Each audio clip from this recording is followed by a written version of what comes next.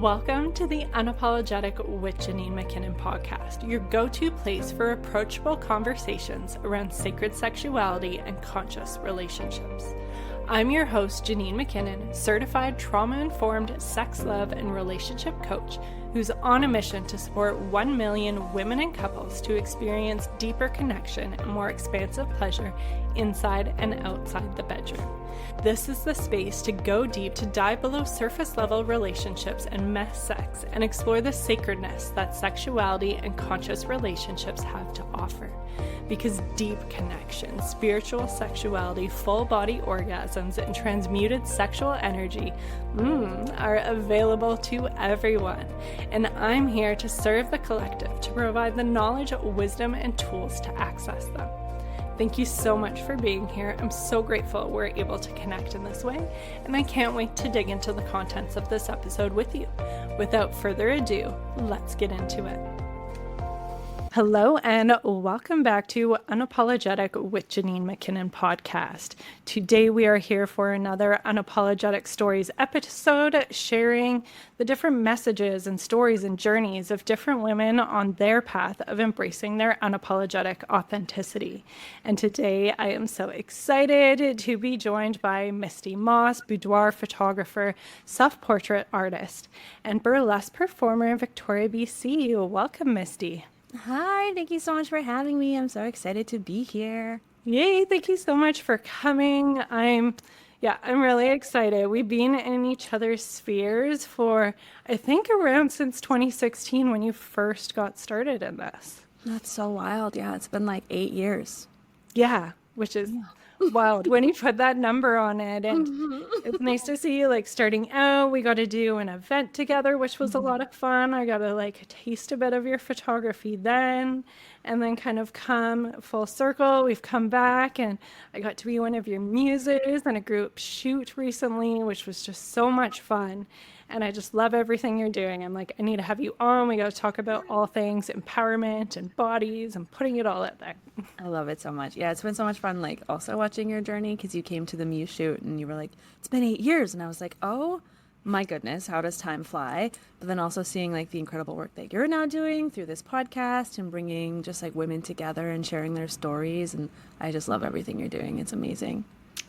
Thank you. And it feels so aligned. Like we do very different things, but it's very complementary and just helping helping women and beings and all different people really just come home to their bodies and feel celebrated and feel good to be fully seen. Yeah, I feel like different modalities, but same transformation, you know? Absolutely. So what got you into all this work to choose boudoir photography and then also the burlesque side of things? So what drove you to get into it? Yeah, well, my origin story is like they kind of both happened at the same time. They were very like intertwined. It was very kismet. I've always done photography. Ever since I was like a little kid, I've always had a camera. I've always been photographing people too. Like I've always been drawn to just documenting people in their journey. I remember like being in high school and like stealing my friends into the theater and like making them do like little portrait sessions with me and like just really drawn to people, which is very strange for my little introverted self. And then I started doing burlesque in 2015, and I actually started like photographing performers and people who take the stage, and then I started photographing friends, and then I started doing burlesque and moving my body and celebrating my body, and just being really present in my body and like allowing myself to like take up space and be seen. And then I really had like this big inner shift of like, this feels so good, and my whole life changed, and I became so much more confident and empowered, and was like, I can like use photography to help other people feel the way that I feel on stage. So that's kind of how my business started in boudoir. So the two kind of like birthed each other, you know? Oh, I love that because they are so complementary, and it's so powerful to just be able to move your body and come back home to your body. I find that itself unlocks all of these different things and can even get our creative juices flowing even more, because that's so tied with our sacral chakra, with our sexuality, with performing and dancing and getting that creativity going. And I love how you really felt that power and wanted to be able to transfer that through photography, because we don't necessarily need to be performing and dancing on stage, which can be like a big leap for some. And you can kind of start with those baby steps with the boudoir photography. Totally. And I have converted a lot of my clients I bet. into burlesque performers, which is my favorite pipeline, where they come to me for a shoot and they're so nervous and they couldn't imagine even doing a boudoir shoot. And like 2 years later, they're like shaking their titties on stage for strangers. And it's just really fun to see like the progression of somebody feeling so unsure in their body, but then being given the space to kind of like step into this new version of themselves. And then they're just like unstoppable. It's really cool to watch. Oh, it's so cool. I love that. Because I can see you just being so nervous to even get in front of the camera with like one other person. That's terrible. And then going on stage. Yeah. And then just like getting all of that adrenaline from how it feels to just be seen. Yeah, it's so cool. Yeah. And that really goes to speak about that transformative power of just being able to take up space and having the space where you're held in being able to do that, to really create that safety around that, and then begin to take those next steps. So I'd love it if you just wanted to speak on that specifically a little bit more. Yeah. There's so much transformation and just like being seen and allowing yourself to be seen, because I think we tend to shy away from like the things that we don't like, and we don't look at them and we don't give them like our thoughts, or they hold a lot of power over us because they seem really scary. But then the more we like don't observe something or allow it to like scare us, the more power it has over us. Like when I think about this, I kind of think about like our body image issues that we all have. Like when we don't want to look at pictures of ourselves because we're scared of how we're going to look.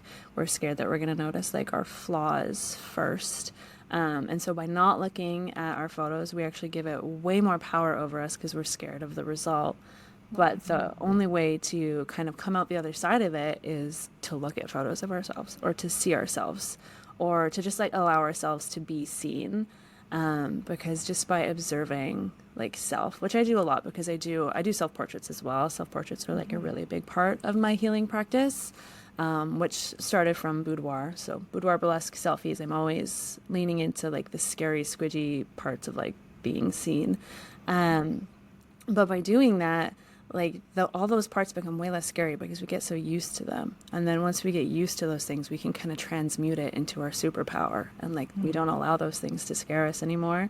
And by overcoming those fears, it gives us this like sense of like profound empowerment to be like, well, I can do it then. Like I can just stand here the way I am, do anything I want to do, because you've made peace with all of those things that used to scare you about yourself. Yes, shadow work, baby. Yeah. Why does it always come back to shadow work? It does.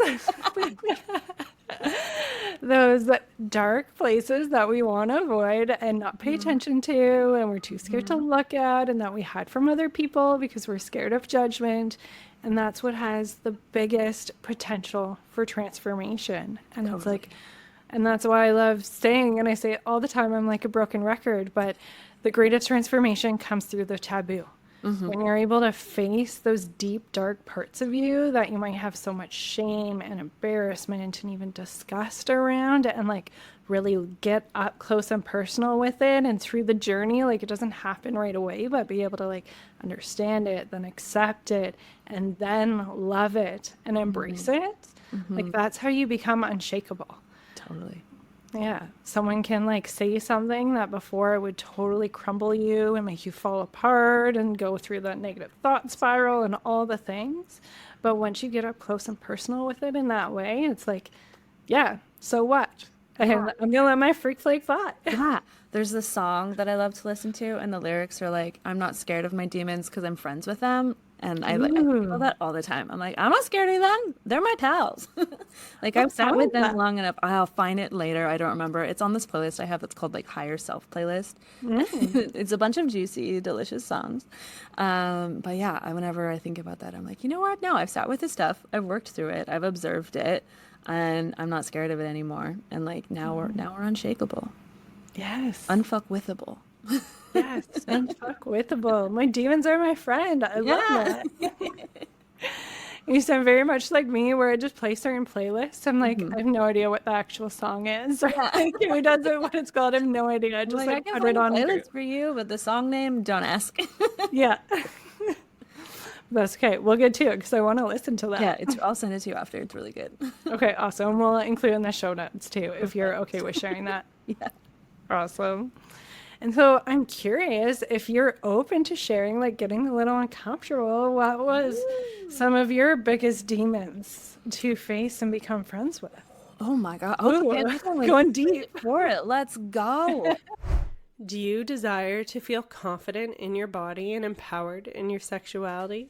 The Honeypot Meditation is a potent 12-minute visualization to support you in connecting with your sexuality and rewiring your subconscious with the confident, radiant energy you'd love to embody. Download completely free through the link in the show notes and get ready to immerse yourself in a visceral experience as you connect with your sensual, radiant essence.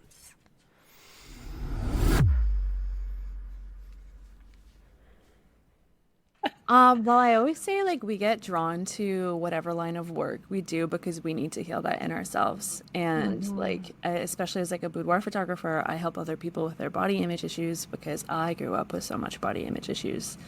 And so it stems from a place of like, I needed to heal that within myself. And so now I love helping other people heal it in themselves. So I think my biggest demons were probably just all of those inherited, like, squidgy learned beliefs about like bodies and like my body image and how it affects my self-esteem and my confidence and how I move in the world.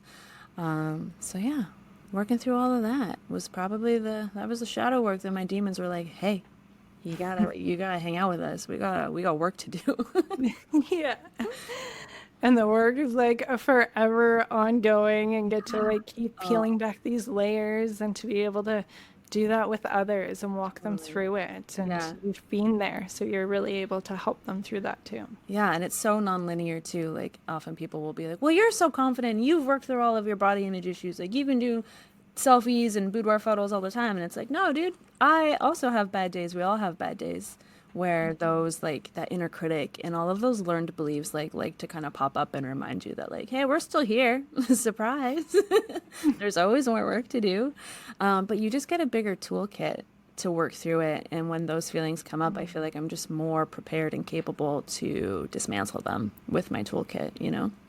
Absolutely. Like we get to pick up all of these tools along the way. And so when they inevitably come up, because it's not like we're just done working with them, they do keep coming up, but we're better prepared and can pull those different tools up. And yeah, I feel like on our journey, like there's all these different levels and like our group shoot, like I was kind of surprised, not completely surprised to be honest, but like I felt so comfortable with it and I was excited for it and not nervous.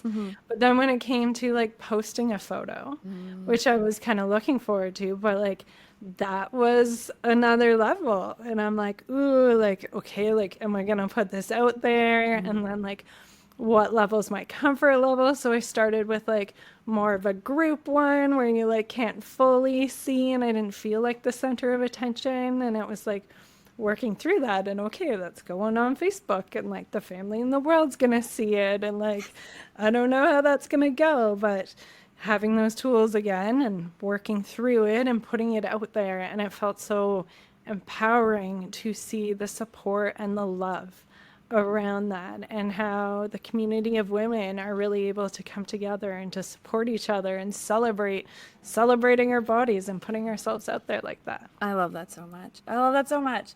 Also, there's like, as a leader in our industries or like leaders in the healing that we're doing, something that stuck in my head forever was like a little bit of advice I received, which is like, you go first. Like, in order to be able to help people on their journeys, like, we have to go first. So we have to work through the squidge. We have to post the photos on Facebook and sit in the squidge and feel uncomfortable, because that's going to inspire others to do that. And we have no idea the work that we do and how we show up and how we take those moments of vulnerability and show up in online spaces. We don't know the ripple effect that's having.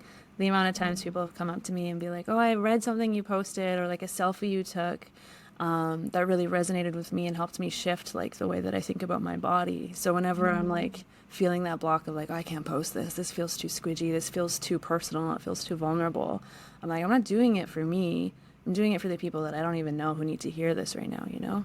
Oh, it feels so warm just listening to you say that. And it's so true. It's about that servitude for others. And I think about that every time I sit down before recording podcasts or doing content or all of these different pieces. It's really about putting that message out there, whatever it is, to, for me, it's like raising the vibration of the collective, one conversation at a time, towards our highest truth and greatest good. And it really is that ripple effect, and how we show up, how it affects others, and how they show up. And it just keeps going on, and we can never really know the full power of that. There's so much power in like community, collective healing, you know, like coming together, sharing our stories, just showing up and putting it out there so that other people can hear and take it back into their own worlds. Like, it gives me goosebumps. That's what I really liked about our group shoot too. Like, I found it was really nice for me, like dipping the toes in the water that way, to be able to have that collective energy compared to like the solo energy. It was just really nice to be around other women with their bit of nerves and also excited to do it. And we all have different bodies. We're all in different spaces of our journey, and to just really be able to come together in that and have that sense of sisterhood, which I think so many of us have all different sorts of sisterhood wounds as well. I know for me, like a lot of backstabbing and holding myself back from shining, worried about what others would think. So being able to do a group shoot like this, where we're all fully bearing it all quite literally, and being able to celebrate each other in that, was really transformative in itself in that way. Yeah, there's so much power in group shoots, and they're just like, they're so fun. They just feel like there's this sense of like effervescence in them, where it's like we're all giggly together, and it's like you're sharing in the nerves together, and there's just something so special about that. Whereas like obviously a solo boudoir session is also really special, and very powerful and very healing, and goes like really deep as well. But there's just something just so playful and like, yeah, that community healing of like, we're in this together. We've all decided that we have wounds that we need to work on, and we're all here to show up for ourselves. And there's beauty in being like, oh, I'm going to help support you through that too. And like, we can share our energy together. And then you get to make cool art with other cool people. I love it. Yeah, it's so much fun. And like what you said was so true. It's like you don't know each other's names now, but you're going to be like cuddling up to each other naked, and it's going to be totally fun and normal. It's all good. Exactly. I always say the first two poses are the weirdest when you're doing any kind of shoot, and then you're like, wait, why does this feel so normal? Right? Yeah, it's still normal. It's amazing how quickly just like all those nerves dissipate, and you're like, wait, this is great. Why was I so scared? Yeah, let's do more of this. Yes. Yeah. And so speaking to like the artistry of it, because that's one thing that really drew me into your work, is it really feels like this work of art and celebrating the body in that way. Like everyone has their own different flavors to it. But I'm wondering what really drew you into that Renaissance style of it all. Ooh, my God, I could talk about the Renaissance for hours. I'll reel Go myself on, do in. tell. Do tell. I've always been really inspired by just like the great painters ever since I was like a kid. And so when I started doing boudoir, I actually kind of started, and my work didn't look like this at all. It's really evolved over the years, and I kind of like put myself into this box of like what I thought boudoir was supposed to be. And it worked and it was fine, but it never really resonated with me quite as well as I knew it could. And it didn't really like, I wasn't creating the art that I knew I could make in the world. And so I worked backwards, and I got really investigative, and I was like, what am I really passionate about and what am I drawn to? And my lifelong interest in the Renaissance came out. and kind of poked it and I prodded it with some curiosity. I was like, okay, what is this telling me? And I think it was just like, you really want to pose people in a way that just feels melty and like really just like natural, and like there's just such a beauty about bodies. Like bodies are just so beautiful. They are literally works of art, and I just nerd out about it all the time. But that I was really drawn to the simplicity of it. Like you see all these beautiful Renaissance paintings, and it's just like a woman draped on a couch, and she's just one little piece of fabric, and it just feels so like natural. Like you can really see yourself just lounging, eating bonbons on the couch in that pose.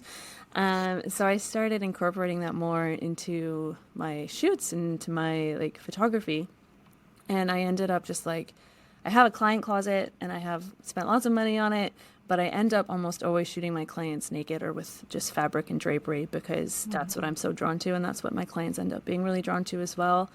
And I just think it's really incredible to just photograph bodies in a way that's not like overly posed, and instead really relies more on emotion and simplicity, and their connection to themselves as well really shines through when you kind of strip all that away, and you strip away like the complex modern boudoir poses, and instead allow people to kind of just like really melt into themselves and just incorporate good light with a model and a client, and just embodiment. Like I just love that. It's just the perfect recipe. Delicious. I love it. And it really does feel like fully embodied in this different way. It's not like the forced pose, or all the different closet, and like all these things can be fun to play with, but it really feels like fully embodied in just being you, being comfortable in you, because that's that melting, right? You can't be comfortable in melting, like you're stiff if you're uncomfortable. And I can like hear you from our shoot just being like, and exhale. Oh, breathe. And just melt. And like even just doing that for each shot like brings you more and more in your body, and just owning it and burying it all with little drapes of fabric, which in itself like has its own twirly skirt kind of vibe. Like it has that like feel just from the draped fabric to be able to melt and have flow and really let yourself shine in that feminine flow. Totally. And we all we know what Renaissance paintings look like. We've all kind of seen them in museums or on the internet. And it's so cool to be able to just allow people to feel like they're part of that, you know? Like it's not some like mysterious muse woman who got painted. It's everyday people. It's us. And to be able to kind of like just document my clients like that and be like, hey, you're also a work of art. Like, yeah, sure, that painting's in the Louvre, but like you could be too. Like you're just as worthy of being seen as art. I can nerd out about it forever. Absolutely. It's like this reclamation. Totally. Yeah, like we've seen these paintings and they seem like from a time so far away in a lot of ways, and almost like fairy tale-ish. Like it's like these other beings in these paintings, but it's being able to bring that home. I'm curious your thoughts, because I feel like you love the nerding outside of it. What do you think about how like celebrating bodies in this way was so popular for Renaissance times, and then it's kind of faded away? Like I haven't really seen anything like that until coming across your art. Yeah, I mean, I think it's still there. It's really changed over time, the way that we celebrate and document bodies. I feel like growing up, especially like our age, we grew up seeing bodies, like heroin chic was like the thing when I was a kid, you know? Like we're used to like supermodels who were just like, that was the epitome of like what the ideal of beauty was. And I love how we're entering into this new era of like everything, like every body is the ideal body. Like there's this reclamation of like, it doesn't matter your shape or your size. You're really worthy of being seen. I like to nerd out with other boudoir photographers about the legacy of our art, because I think it's not something people really stop to consider. The nude genre is like considered by some art historians to be the most important in Western art. And I just think that is so profound and so cool. And it's easy to kind of forget that like we're a part of that. Like actively boudoir photographers are a part of that legacy, and we're a part of that history, and we're contributing to like a new reclamation of the people that are seen in art. And so I think it's like my like almost like my obligation, and like I was chosen to do this in this lifetime, to just like document as many bodies as I can and help them see themselves as art, to contribute to this new legacy of like body positive art, and like anybody can be seen as a masterpiece, you know. Especially from the female gaze, because when you think of art historically, and we think about nude art, we talk about the Renaissance, and it seems like, yeah, everybody was like celebrated and naked and it was awesome. But most of those paintings are painted by men. And most of those paintings are actually religious. And it's actually supposed to be like this profound representation of bodies. It's not actually a body celebration. It meant something entirely different back then. And the first nude painting to be painted by a woman wasn't painted until the 1600s. I think 1613 is when the first nude by a woman was painted. And so we're in this new era of boudoir photography where we're creating, like we're kind of closing this like gaze gap of what paintings were painted from the male gaze before. And now we get to shoot from the female gaze and document our clients in this way that like isn't just for the male gaze. It's not just for the church. It's not just for whatever the purpose was of all those male artists before. It's just for us. It's just for our client. And we get to celebrate their body story and center that in the art instead of everything that it was before. So that's what I like to nerd out on. I feel like, again, it really comes to that embodiment where through that male gaze perspective, like it's very purposeful. It's for the male gaze. It's for the church. It's for this reason, where this is really the sense of just being. Yeah. Being allowed to just be, to take up space, and to be celebrated simply for just that. Yeah. Very powerful. Yeah. I love it. It's so powerful. Yeah. I love all those paintings, and I've gone to the Uffizi in Florence, which has a lot of those Renaissance paintings. And it's beautiful watching like Venus painted lounging on a couch. But then I feel like it's so beautiful to take that and then use that as inspiration to capture my clients from their own perspective and how they want to be documented. Because I feel like when you were painted before, you're just like lounging in a studio, and I don't really think that they centered that person's story that much or how they wanted to be painted. It was just how the painter wanted them to be perceived. But now we get to ask, like, how do you want to be seen? How do you want to feel? And how do you want to show up in your own photographs? Yes. Before, just so much about like that perception, putting that perception on it again, rather than the just being in it. And I saw one of your posts, I think just today, where it's like the different add-ons is such a fun flavor of like, how do you want to be seen? Do you want some like ropes with shibari or some honey, or like all of these different flavors that you're able to put into it? Yeah. I also like to ask people, like, how do you want to feel? Because, like, yeah, sure, how do you want to be seen, but how do you want to feel? How do you want to feel in the photos? Because I feel like how you want to feel is so much more poignant, and, like, it will translate so much more in the images. Because then you'll see it, obviously, but then you'll get to feel it on such a deeper level. And, yeah, when I ask people that question, that really helps me be like, oh, I get it now. Like, I understand how to, like, photograph you because I can understand that feeling. Yeah, it really comes back down to that essence. And I've similar conversations with my clients and talking about their desires and their goals. And often it just kind of is the world we live in. It starts out with what could somewhat be superficial, or it could be like same with relationship, not necessarily stuff, but it's like achieving or getting something or being a certain way. And it's, okay, how do you feel when you're like that? How does that affect your life?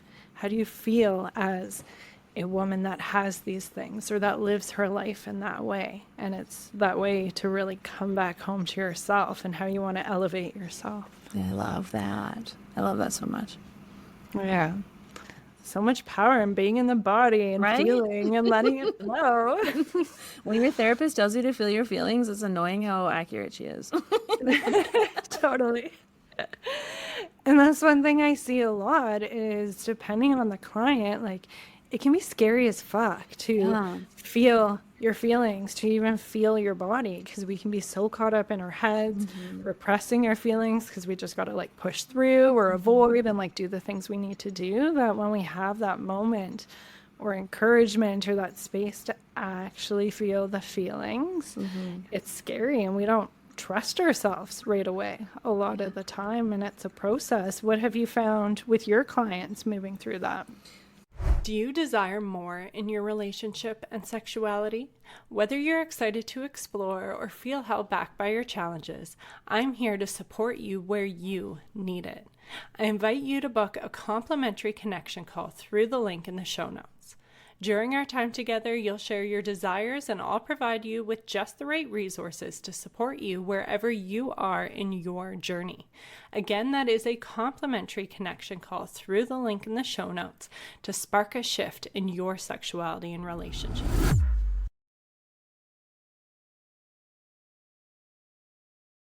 Yeah, I mean, that's so hard. There's so many layers to that, especially as people who are born female or socialized as women. Like we also sometimes just don't feel safe in our bodies. We might have had like a traumatic experience in our bodies. So like getting connected back again to our bodies, there's so many layers. Like not only does it feel uncomfortable, but it's scary and it's unsafe. So then we have to work through those layers. So when I'm shooting with my clients, like my process is really, I don't want to say it's slow, but it's really tender. It's really intentional. There's a lot of times and spaces for like check-ins to make sure people are feeling okay. And if things start to feel like too much at any point, like they get to tell me that it's too much. So I make space for big feelings. I always say like all your feelings are welcome here. Like emotions are so welcome. We got tissues. We're ready to go for all the big feelings.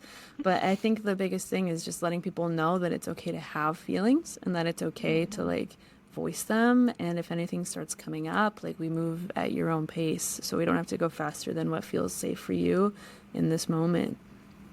Yeah, just having that space and that tenderness. I love that distinction too between the slowness and the tenderness, because there really is that sense of being held and supported through it at whatever pace feels right. And having that sort of space really cultivates that sense of safety so you can kind of melt into it. Exactly. And then some people come to me and they don't want like this big transformational wooey kind of ooey gooey experience, and that's also totally fine. So I like to kind of ask people like before we do a shoot, like, what do you want out of it? Like, what's your intention? And then that helps me really guide people a lot more. Absolutely. Like all experiences and desires are totally valid, and they're all something to be celebrated. What do you find are kind of like the top like 3-ish intentions for doing a multi-boudoir shoot? Well, I got my top one. And that's people just doing it for themselves. I think I've gotten really good at magnetizing my like soulmate clients to me. And so I usually get a lot of clients who are like just doing it for them. They've been through a lot. Or they're just like reclaiming the relationship with themselves. So that's the biggest one I get. I don't get a lot of people being like, I'm doing this for my partner. Or if they are doing it for their partner, it's like the excuse that they needed and they're actually really doing it for themselves. It's just like they haven't really realized it yet. And then at the end of the shoot, they're like, oh, I actually did that for me. It's like, I knew. So that's probably the biggest one. It's just people wanting to, come home to their body and like feel like their favorite self. I love that too. The favorite self rather than the highest self. Like the best self. Like it takes all the pressure off. Because like some days I wake up and I'm not my highest self. I'm a goblin. Like I'm in sweatpants and I feel sad. But how would I show up if I wanted to be my favorite self in my goblin version? And again, it brings that tenderness into it, being like, okay, it's okay to be my goblin version. But what's my favorite self version of being this? And it's probably not being hard on you and getting mad at yourself for feeling like you just want to be a goblin in your sweatpants. Be like, okay, I see you. Like, let's have some tenderness. You can just be. Let's like pamper you a little bit. And then we know these other favorite self versions will come too. Exactly. Yeah. I didn't mean to say the word tender before, but I feel like it's so accurate to everything that we're talking about today. Like it's just that beautiful sense of like self-tenderness. Yeah, it really seems to carry through in all of those different ways. And it seems, I really like how you bring selfies into that as well with your like stop, drop, and selfie in your Facebook groups, and how it doesn't necessarily need to be these big transformative boudoir photos that we're taking, but there can be a lot of power in the selfies as well. Do you want to share a little bit more about that? Yeah, totally. So that's my like subconscious, sneaky way of kind of teaching people that they can be seen. Because there is, like we were talking about earlier, there's so much power in allowing yourself to be observed. And also just allowing that like you are worthy of being documented. You don't have to be like a glammed up version of yourself. Like you are perfectly valid and worthy the way you are to just be seen. So in my Facebook group, my little community, I do the stop, drop, and selfie. I try to do it every week to just allow people to be like, hey, wait a second, let me take a pic of like how I'm living my life. Because when we're old and wrinkly, we're going to look back on these beautiful journeys we've lived through life. And a lot of us are just so scared of being in front of the camera because of all of those inherited biases we have that like, oh, I don't look good enough to be photographed today. And then just retraining your brains to say that no, like you are worthy, so that when you are holding all of these pictures, you can look back on this story, like your own story through life. Yeah, it's like that repetition and that titration a little bit of just fully or allowing yourself to be fully seen little bit by little bit by little bit. And one thing that came through as you were talking about is it's interesting how the inherited beliefs and our perception of how we see ourselves changes over time, because there's quite often, I remember when I was younger, say early 20s, I would look at a photo and be like, oh, like I don't like this, don't like that, like self-critiquing coming through. And then later, like 5 years later, it's like, oh, I look so good, why was they thinking those things? So it's a really great reminder to just like get past that, because as we go through life, it is this beautiful gift we can give ourselves to look back on this journey and allowing ourselves to be seen and have those photos taken. Totally. So I think something that surprises people about their boudoir session is it's not actually the session itself that's the hardest, it's looking at the pictures that they find the hardest. And people don't realize that until they're with me. So I do in-person reveals. I never let people look at their photos alone unless it's like a one-off session, like a group shoot or something like that. But if it's like a one-on-one boudoir session, you come back to the studio with me and we're looking at those pictures together. And it's so I can help guide people through all of those squidgy feelings that come up. And also something I remind them is what you were talking about, where I like to say, like, think about how you're going to think about these photos in 5 years. Like right now when you're looking at them, it's going to be the hardest for you to view them. You're going to dislike these photos the most right now because you're so close to the current person in those images. And that's normal, and we all do it. But think about how you're going to view these photos in 3 months, how you're going to view these photos in a year, 2 years, 10 years. You're going to see an entirely different person. And that really softens people up to like a new perception of the images. And I also like to like plant a little seed with people and being like, if they have a collection that has enough photos in it, I like to invite them to like keep one or two that make them feel really uncomfortable right now. And I just like just keep them if you want. If you want. They usually do, because over time you're going to see that photo in such a new way. And oftentimes in 2 to 3 years, people come back, they're like, that's actually my favorite photo now. And it's wild. Yeah, that's so cool how we can have that transformation. And so amazing that you make space for that going through the collection together, because I wouldn't have necessarily thought about that.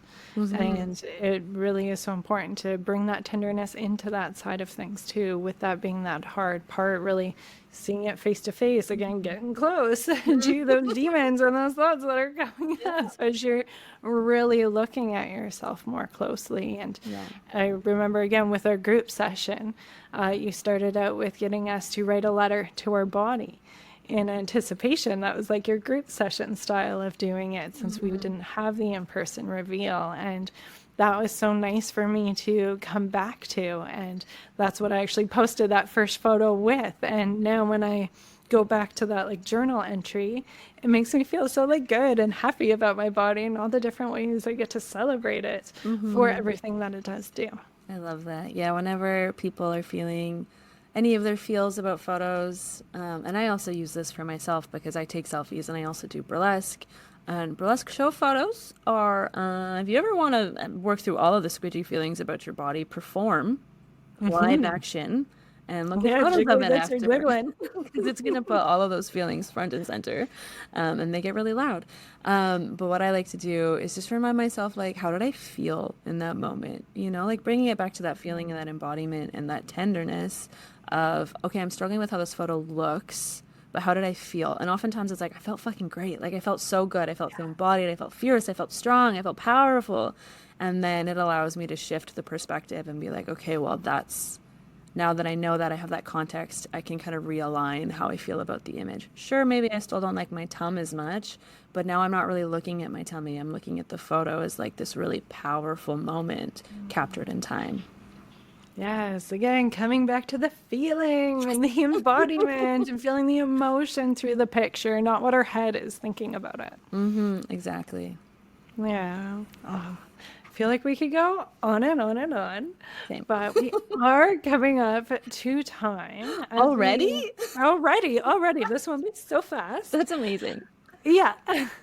And so with that in mind, do you have any last thoughts or pieces of advice that you want to share to those that are maybe at their like scary beginning or messy middle of their journey of really embracing their body, embracing their unapologetic authenticity, being fully seen? Oh my gosh, so many. I think my biggest one would be just like take more selfies. Allow yourself to just kind of create like a photo journal of your relationship with yourself and like add in like movement. So when I do selfies, I really like to incorporate a lot of touch, like kind of like self touches, little hugs, little squishes, and allow that practice to be like a love letter to your past, present, and future self. And if it feels too scary, you can just do them in the mirror for now. But it's incredible the transformation that comes when you just allow yourself to observe the amazing work of art that you are. Absolutely. And like a few things come through. I feel like, again, I could go on and on and on. Like the power of touching ourselves in itself is huge. Even just a hug.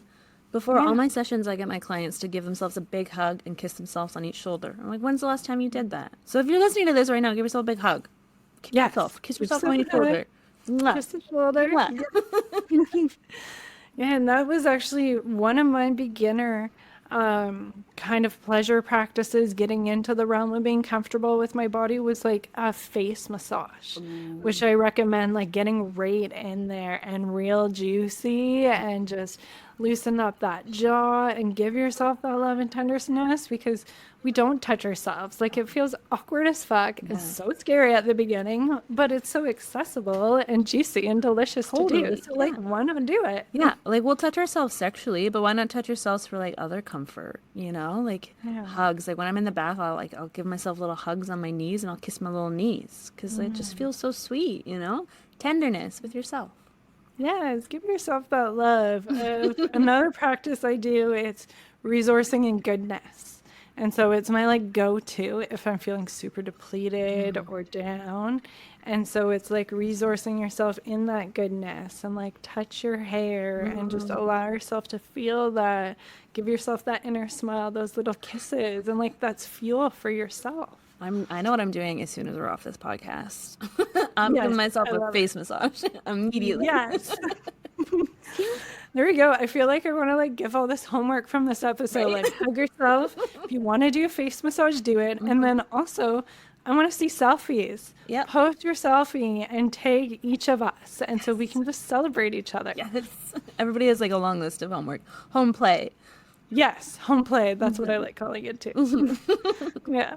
And you've helped shift my perspective. I'd say before I was way more critical than I am now, but I'm definitely someone who saw selfies as like doing it for attention kind of thing. So again, shifting that perspective of it, like doing it for ourselves and just to be playful and take up that space. I love that. Yeah. Well, thank you so much for such a fun conversation. Where can those listening find out more about you? Because they're definitely going to want to after this. Yeah, you can find me in so many places. You can find me on Instagram at Moss Boudoir or at misty.moss. You can find me on YouTube, youtube.com/Misty Moss. And I also have a Facebook group. So if you go to any of my Instagram pages, go to my little link tree and join our little private community. That's where you get all of those sweet little stop, drop, and selfies we were talking about earlier. And I share lots of little self-love resources and post about the group shoots and all of that fun stuff in there. Yes, definitely join the Facebook group. And I didn't know about YouTube, so I'm going to have to check that out after this. That's going to be but yeah. Well, thank you again. This has been so much fun. Thank you for those listening and being on this journey and just encouraging you along the way. And please post those selfies. I want to see them. Thank you so much for having me. This has been amazing.